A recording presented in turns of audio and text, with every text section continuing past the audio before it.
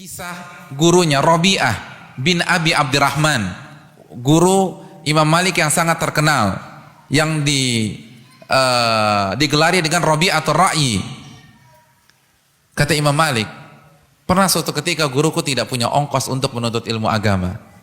Antum ingin ngaji nggak punya ongkos, naik angkot, starter motor ternyata bensin habis, empty tank. Kira-kira apa yang antum lakukan? Masuk kamar tidur, baca doa bismika Allahumma amut wa ahya udzur syar'i. Udah, kita tidur aja deh, nggak usah ngaji malam ini. Nggak punya duit, nggak punya fulus. Apa yang dilakukan Rabi'ah? Dia naik ke atap rumahnya, ba'a khosyaba saqfi baiti. Dia ambil gentengnya dan dia jual genteng rumahnya untuk ongkos thalabul ilm. Allahu akbar. Jual genteng rumah untuk ongkos thalabul ilm. Siapa di antara kita pernah jual genteng? Subhanallah. Allahu akbar. Syu'bah bin al-Hajjaj tadi mengatakan apa? Man talabal hadits aflas. Barang siapa yang benar-benar menuntut ilmu hadis, dia bisa bangkrut atau dia akan bangkrut. Itu bukan isapan jempol belaka, dia sudah buktikan. Kata beliau, sampai-sampai bi'tu tista umi bisa ba'ati dananir. Aku pernah jual baskom ibuku seharga 7 dinar. 7 dinar berapa? 1 dinar itu 4,25 gram emas.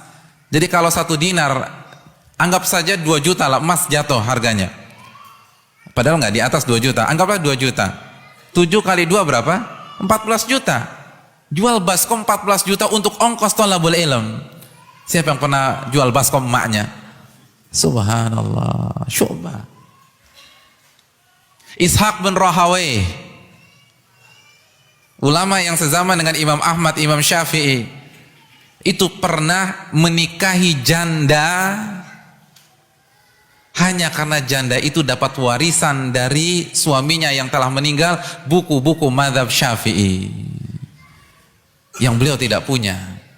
Subhanallah. Nikah dengan janda, alasan utamanya bukan karena kecantikan, bukan karena harta, karena dia diwarisi atau dia mendapatkan warisan buku-buku Syafi'i.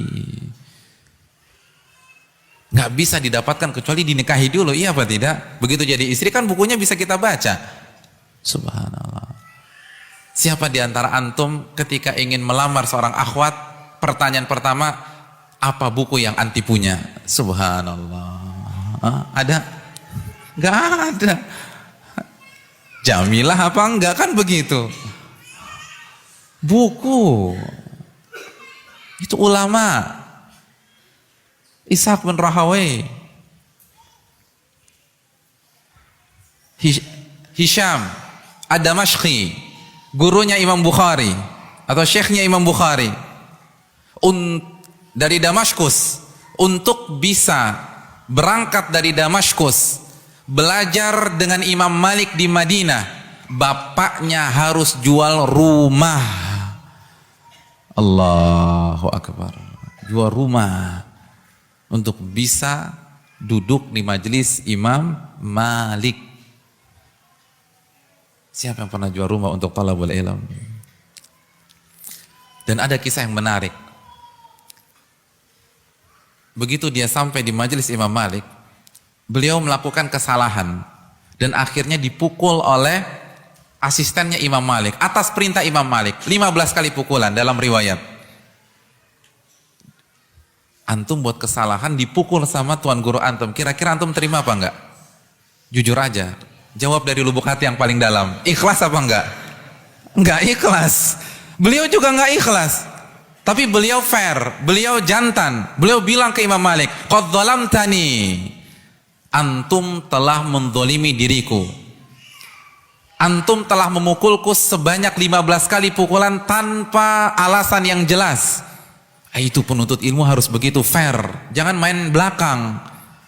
Di depan ustadz senyum-senyum, besok nggak mau datang lagi. Ini bukan penuntut ilmu. Jadi kalau antum merasa guru antum salah, nasihati, bicara di depannya. Antum telah zalim kepada ana.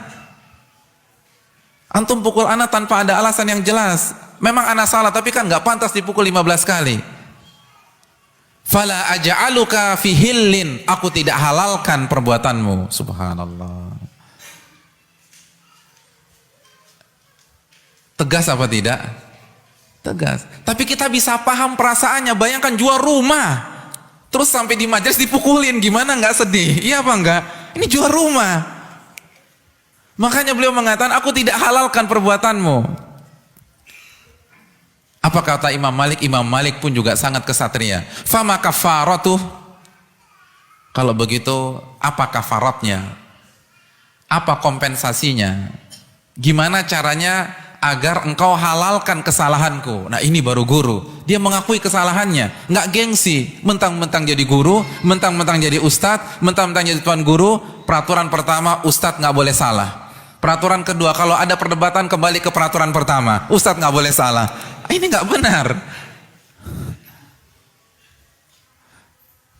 Jadi beliau akui, oke, ana salah sekarang. Sekarang bagaimana aku bisa memperbaiki kesalahanku? Apa kata Hisham ad-Damashqi? Kafaratuhu an tuhaddithani asyara haditha.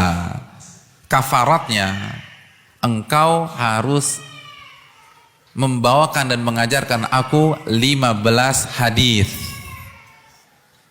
Karena aku baru saja dipukul 15 kali pukulan. Bayarannya 15 hadis. Akhirnya Imam Malik membacakan 15 hadis. Setelah selesai, apa kata Hisham? Zidni fil darab, zidni fil hadis. Wahai Imam Malik, silakan engkau pukul aku lagi.